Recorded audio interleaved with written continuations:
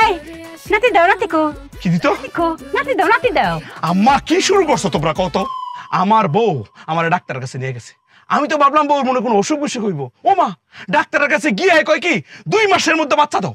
এটা কি সম্ভব আম্মা সবকিছুর একটা সিস্টেম আছে না সিস্টেমের আগে কি কোনো কিছু হয় কি গো বউ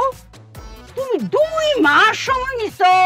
এটা কোনো কথা হইলো আর আমি কানে রইছি দুধ জাল দিতাছি নাতি আইলে ফিডারে দুধ বয়া দুধ খাওয়ায়াম হ্যাঁ আমার মনের মধ্যে কত আশা সবকিছু তুমি পানি ঢেলে দিছো আস্তে চোখ তো বাড়া যাবে কথাটা কতে দেন আমি তো 2 মাস কাছে একটু বেশি কথা ঠিক আছে আপনার ছেলে যদি একটুখানি সাপোর্ট দিত আমারে তাহলে আমি আজকে নাতিনে চলে আসতাম কে